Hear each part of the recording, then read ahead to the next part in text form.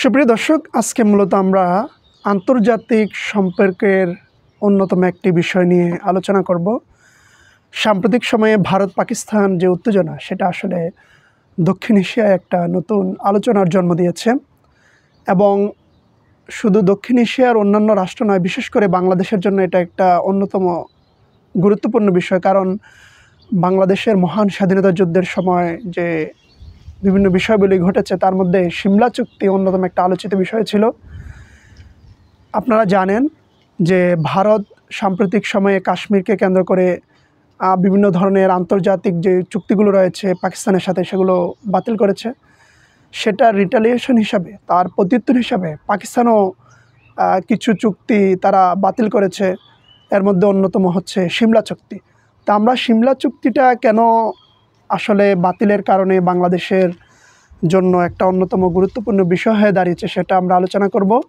আমরা দেখি আজকের এই ভারত পাকিস্তানের যে স্নায়ুযুদ্ধ, সেটা কিন্তু তাদের নিউক্লিয়ার যে ওয়েপন রয়েছে, উভয় রাষ্ট্র কিন্তু নিউক্লিয়ার, আমরা যেটা পারমাণবিক যুদ্ধ হিসাবে জানি, সেটা কিন্তু তারা উভয় রাষ্ট্রই কিন্তু এটার অধিকারী।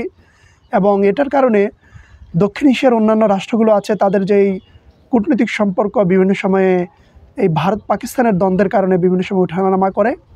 এই সিমলা চুক্তিটা আসলে 1972 সালে সেটা স্বাক্ষরিত হয়।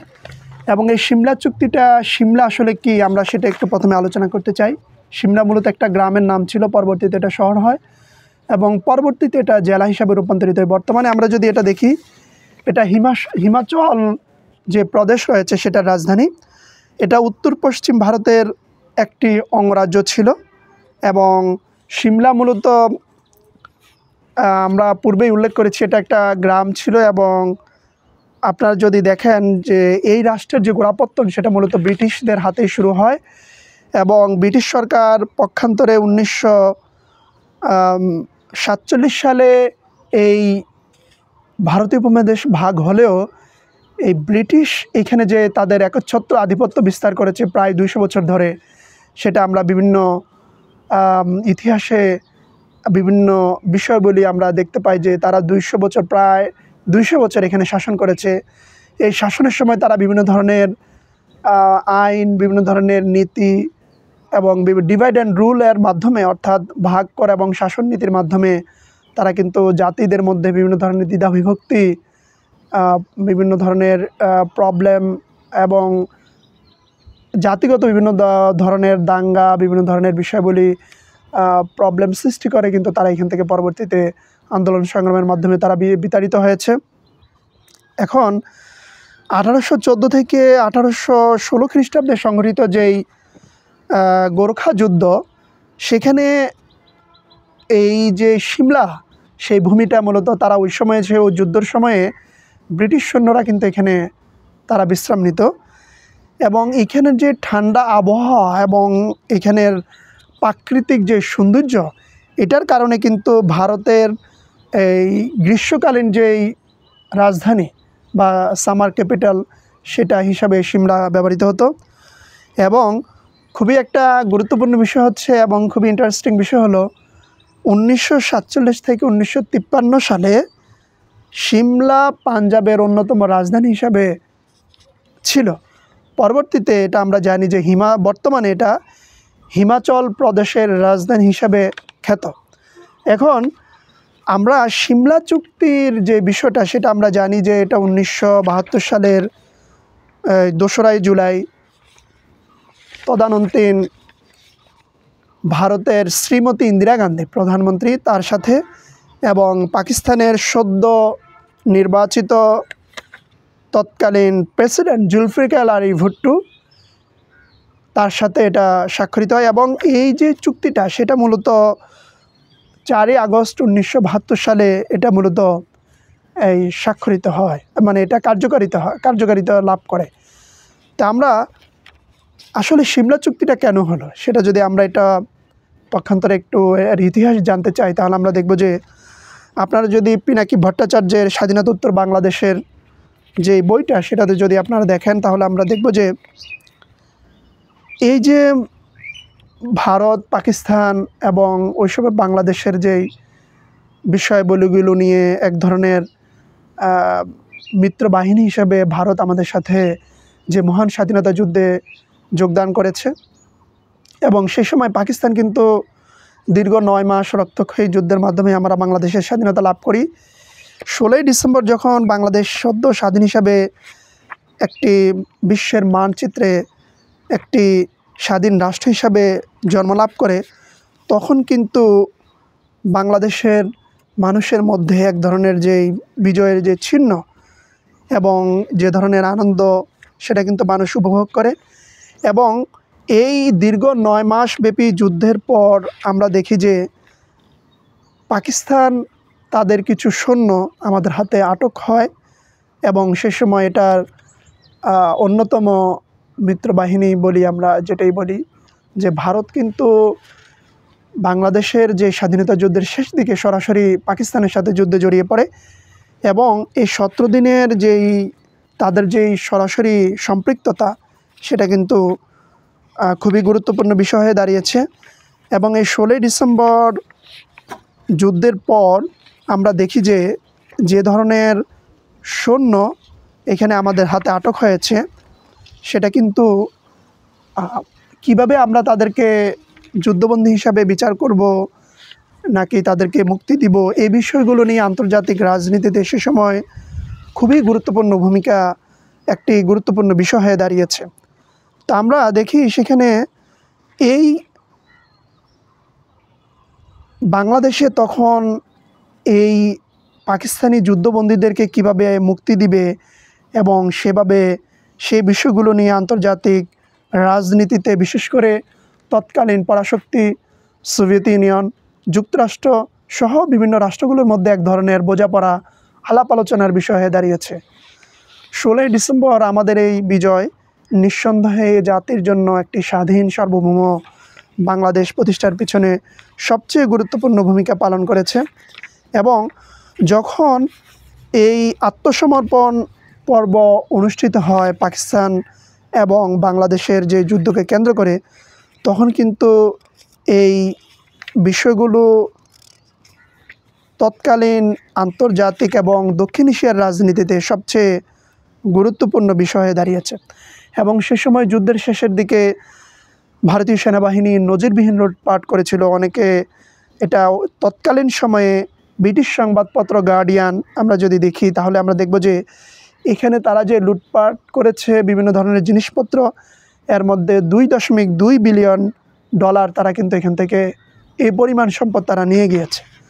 এবং সেখানে তারা যে ধরনের জিনিসপত্র নিয়েছে তার মধ্যে ছিল কুমিল্লা, ঢাকা, চট্টগ্রাম ক্যান্টনমেন্টের এবং খুলনা শিল্পাঞ্চল থেকে বিভিন্ন ধরনের জিনিসপত্র তারা নিয়েছে। আসলে মুক্তিযুদ্ধেরকে কেন্দ্র করে বিভিন্ন ধরনের অপ্রত্যাশিত, অপ্রিয় সত্য কিছু ঘটনা ঘটেছে, সেটা কিন্তু নিঃসন্দেহে স্বাধীন বাংলাদেশের রাজনীতিতে এবং পরবর্তীতে স্বাধীনতার যে ইতিহাস, সেটা আমরা পর্যালোচনা করলে আমরা দেখতে পাবো যে এটা খুবই একটা গুরুত্বপূর্ণ বিষয় হয়ে দাঁড়িয়েছে। এখন আমরা যদি সিমলা চুক্তির মধ্যে যাই, তাহলে আমরা দেখব যে ভারত যেহেতু এই যুদ্ধকে কেন্দ্র করে একটা আপার হ্যান্ডে ছিল এবং পাকিস্তান একটা পরাজিত শক্তি হিসাবে তারা ইতিহাসে স্থান করে নিয়েছে। আসলে তাদের দীর্ঘ অর্থনৈতিক, সামরিক এবং অন্যান্য বিষয় বলে যে বাংলাদেশের মানুষকে তারা বিভিন্নভাবে নিপীড়ন করেছে, সে কারণে কিন্তু তারা এই পূর্ব বাংলায় তাদের যে আধিপত্য বিস্তার করতে পারেনি। এবং এ ধরনের বিষয় বলি তৎকালীন এই যে বাংলাদেশের রাজনীতিতে পরবর্তীতে 16ই ডিসেম্বর যখন আমরা জয়লাভ করি, তখন কিন্তু এদেশে ভারতীয় বাহিনী বাংলাদেশে কিছুদিন অবস্থান করেছিল এবং স্বাধীন বাংলাদেশের ভারতের বাহিনী পরবর্তীতে তারা কিন্তু এই দেশ থেকে তারা এক পর্যায়ে জাতীয় এবং আন্তর্জাতিক রাজনীতির কারণে তারা কিন্তু এখান থেকে তারা বিতাড়িত হয় এবং তারা সৈন্যবাহিনীতে চলে যায়। তো এই সকল বিষয় বলে কিন্তু আসলে খুবই গুরুত্বপূর্ণ বিষয় হয়ে দাঁড়িয়েছে। এবং সে সময়ে এই যুদ্ধবন্দী যারা এখানে আসলে 16 ডিসেম্বরের পর পাকিস্তানের যে সৈন্যগুলো আমাদের এখানে আটক হয়েছিল, সেই বিষয়গুলো নিয়ে কিন্তু এক ধরনের আলোচনা হয়েছে যে তারা কিভাবে আমরা প্রত্যাবর্তন করব। এবং এই 1971 সালে মূলত ভারত সরাসরি 17 দিন এই যুদ্ধে সরাসরি সম্পৃক্ত ছিল। আমরা যদি ইবনে গোলাম সামাদের বিভিন্ন লেখা পড়ি তাহলে আমরা দেখব যে এই সিমলা চুক্তি নিয়ে এক ধরনের আলোচনা সমালোচনা রয়েছে। এবং ওই সময়ে ভারতের হাতে বন্দী ছিল প্রায় 93,000 সৈন্য। এখন এই 93,000 সৈন্য যারা আমরা বলি POW, প্রিজনার্স অফ ওয়ার, যে যুদ্ধবন্দী আসলে কি হবে, তাদেরকে কিভাবে পাকিস্তান হাতে ছেড়ে দেওয়া হবে না তাদের বিচার করা হবে, সে বিষয়গুলো নিয়ে আলোচনা করা হচ্ছিল। এখন আসলে এই সিমলা চুক্তির কারণে কিন্তু এদেরকে কাউকে যুদ্ধবন্দী হিসাবে বিবেচনা করা হয় না। সেজন্য সিমলা চুক্তি আসলে খুবই আলোচনার বিষয়। এবং এই সিমলা চুক্তিতে আসলে তারা ভারত পাকিস্তান এবং একটি ক্লজ সেখানে দিয়ে দেয় যে পরবর্তীতে তারা যদি এই কাশ্মীরের বিষয়বলি নিয়ে এমন একটা ক্লজ তারা করে নেয় যে সেখানে তারা কাশ্মীর সমস্যাটা আসলে তারা উভয়ই আলোচনা করে শেষ করবে। এখানে একটা ক্লজ তারা দিয়ে দেয় যে that the two countries are resolved to settle their differences by peaceful means through bilateral negotiation or by any other peaceful means mutually agreed upon between them. Pending the final settlement of any of the problems within the two countries, neither side shall unilaterally alter the situation and both shall prevent the organization, assistance or encouragement of any acts detrimental to the maintenance of peaceful and harmonious relations. এটা মূলত agreement between the government of India and the government of the Islamic Republic of Pakistan on bilateral relations, Shimla agreement, Shimla 2 July 1972 হিসেবে খ্যাত। এবং ওই এগ্রিমেন্টের 1-2 অনুচ্ছেদে এটা বলা আছে।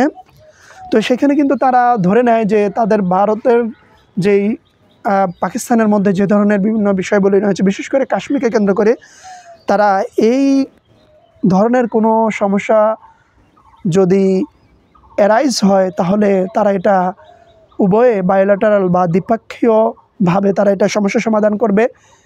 এই জায়গায় কিন্তু একটা ধরনের যে সমালোচনা বিশ্ব রাজনীতিতে পরবর্তীতে, বিশেষ করে কাশ্মীরের যে স্বাধীনতা সংগ্রামের বিষয়টা মুখ থুবড়ে পড়ে। এবং এই চুক্তিটা স্বাক্ষরিত হয়, আমরা বলেছিলাম যে হিমাচল প্রদেশের রাজধানী সিমলাতে। পরবর্তীতে আমরা যদি এখানে এই সিমলা চুক্তি কেন্দ্র করে বিভিন্ন ধরনের দক্ষিণ এশিয়ার রাজনীতিতে বিভিন্ন ধরনের বিষয়বলি সমস্যা, একটা কাশ্মীর সমস্যাটা আসলে একটা প্রোটেক্টেড কনফ্লিক্ট যেটা দীর্ঘস্থায়ী একটা রূপ নেয়।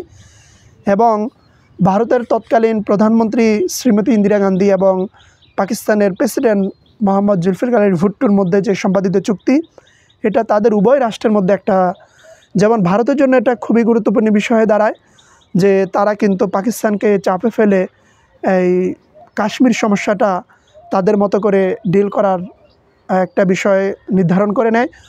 অন্যদিকে 93,000 যে যুদ্ধবন্দী আছে তাদেরকে মুক্তি করে পাকিস্তানের রাজনীতিতে যে একটা রোষানলে তৎকালীন পাকিস্তানের শাসক গোষ্ঠী পড়েছিল, তারা কিন্তু সেটা থেকে মুক্তি পেতে সাহায্য লাভ করে। এবং 1971 সালে পাক বাহিনী কিন্তু, আমরা যদি আত্মসমর্পণ অনুষ্ঠানটা দেখি তাহলে আমরা দেখব যে সেখানে বাংলাদেশের সর্বাধিনায়ক এজিএম ওসমানী সেখানে কিন্তু যেতে পারেননি। অনেকে বলেন তাকে কুমিল্লা ক্যান্টনমেন্টে আটক রাখা হয়। এটা নিয়ে এখনও অনেক ধরনের ধোঁয়াশা এবং অনেক ধরনের ডিবেট রয়েছে। সেটার ধারাবাহিকতা কিন্তু সিমলা চুক্তিতে পাকিস্তান এবং বাংলাদেশের যে যুদ্ধ সেটাকে কেন্দ্র করে হলো, বাংলাদেশের কোনো প্রতিনিধি কিন্তু সিমলা চুক্তিকে ডাকা হয়নি। সেজন্য এটা কিন্তু বাংলাদেশের রাজনীতিতে এখনও এটা খুবই গুরুত্বপূর্ণ বিষয়। এবং 1965 সালে পাকিস্তান ভারতের মধ্যে যে যুদ্ধ হয়েছিল সেখানেও কিন্তু এই বঙ্গের মানুষ বিভিন্নভাবে তারা সম্পৃক্ত ছিল। এবং এই যে যুদ্ধটা সেটা পাকিস্তান এখনও মনে করে এবং ভারতের রাজনীতিতে এখনও এটা মনে হয় যে বাংলাদেশ এবং ভারতের যুদ্ধ একটা পাকিস্তান এবং ভারতের মধ্যে সম্পাদিত একটা সিভিল ওয়ার, কিন্তু আমরা মনে করি এটা মহান বাংলাদেশের একটা স্বাধীনতা যুদ্ধ। এবং আমরা 1972 সালের যে তারা যখন এই মিত্র বাহিনী হিসাবে বাংলাদেশের রাজনীতিতে ওই সময় তারা যখন সৈন্যবাহিনীগুলো বাংলাদেশে প্রবেশ করে এবং তারা কিন্তু অনেক দিন ছিল, এবং পরবর্তীতে 1972 সালে 15 মার্চ ভারতীয় বাহিনী বাংলাদেশ থেকে তাদের স্বদেশ প্রত্যাবর্তন করে। এবং এটা শুধু তৎকালীন সময়ের বাংলাদেশের রাজনীতিবিদরাই যে এটা চাপ দিয়েছে তা নয়, এটা আন্তর্জাতিক রাজনীতি থেকে একটা বিরাট চাপ হয়েছে। এবং এই সিমলা চুক্তি কিন্তু ভারতের রাজনীতিতে এখনও একটা গুরুত্বপূর্ণ বিষয়, কিন্তু বর্তমানে উভয় দেশের বর্তমান প্রধানমন্ত্রী নরেন্দ্র মোদী এবং পাকিস্তানের বর্তমান প্রধানমন্ত্রী তারা যে এই কাশ্মীরকে কেন্দ্র করে একটা যেই উদ্ভূত পরিস্থিতি এটা বাতিল করলো, সেটা কিন্তু আসলেই এই দেশের স্বাধীনতা এবং একটা এই দক্ষিণ এশিয়ার যেই শান্তি ও নিরাপত্তার বিষয়টা বর্তমানে ভবিষ্যতে কোথায় গিয়ে দাঁড়ায় সেটা কিন্তু আলোচনার বিষয়। এবং এই জেনেভা কনভেনশন অনুযায়ী সিমলা চুক্তিতে আসলে যুদ্ধবন্দীদের একটা যে চুক্তি হয় সেটা কিন্তু ভারত পাকিস্তান তাদের নিজেদের মতো করে তাদের উভয়ের মিউচুয়াল যে ইন্টারেস্ট সেটাকে তারা দেখে, কিন্তু এই জেনেভা কনভেনশন অনুযায়ী যে যুদ্ধবন্দীদের বিচারটা সেটা কিন্তু আসলে তখন আর আলোচনার বিষয়ে দাঁড়ায় না। কারণ যদি ওই যুদ্ধবন্দীর যে বিচারটা করা হয় তাহলে তখন বাংলাদেশের রাজনীতি একটা বিষয় হয়ে দাঁড়ায় যে সে সময়ে কাদরিয়া বাহিনী এবং সে সময়ে বিহারি হত্যাকাণ্ডের যে ঘটনাগুলো ঘটেছিল সেগুলোর মধ্যে দেখা যায় যে ভারত যদি যুদ্ধবন্দীদের পাকিস্তানের যুদ্ধবন্দীদের যদি বিচার করা হয় তাহলে এই বিষয়গুলো আসলে সামনে চলে আসে। আসলে এই সকল বিষয়গুলির কারণে এই সিমলা চুক্তি আসলে সিমলা চুক্তির মাধ্যমে পাকিস্তানের যে যুদ্ধবন্দীর যে বিচারটা সেটা আসলে হয়নি। এবং তৎকালীন সময়ে ভারতের একজন বিশিষ্ট রাজনীতিবিদ পিলু মোদি তিনি তার বই একটা ছিল যে জুলি মাই ফ্রেন্ড, এখানে বিস্তার বিষয়গুলো নিয়ে এই সিমলা চুক্তির বিভিন্ন বিষয়গুলো নিয়ে তিনি আলোচনা করেছেন। এখন এই সিমলা চুক্তি আসলে এই ভারত এবং পাকিস্তানের রাজনীতিতে একটা খুবই গুরুত্বপূর্ণ বিষয় হয়ে দাঁড়িয়েছে। আমরা যদি বাংলাদেশ এবং ভারতের যেই এবং পাকিস্তানের সাম্প্রতিক যে উত্তেজনা সেগুলো যদি আমরা দেখি তাহলে আমরা দেখব আমরা আসলে এ ধরনের বিষয়গুলি নিয়ে সামনে আলোচনায় হাজির হব। আমরা আপনাদেরকে বলবো যে অলাত চক্র যে উপন্যাস সেটা আহমদ শফা সেটা আপনারা দেখতে পারবেন। বাংলাদেশের স্বাধীনতার যুদ্ধ নিয়ে কিছু অপ্রিয় সত্য বিভিন্ন ধরনের বিষয়গুলি সেখানে তুলে ধরা হয়েছে।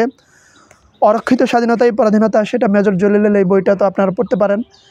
এবং তাজউদ্দিন আহমেদ নেতা ও পিতা শারমিন আহমেদের লেখা সেই বইগুলো পড়লে আসলে আমরা দেখতে পারবো বাংলাদেশের মহান স্বাধীনতা যুদ্ধের কিছু ঘটনা যেটা আসলে অনেকেই জানে না।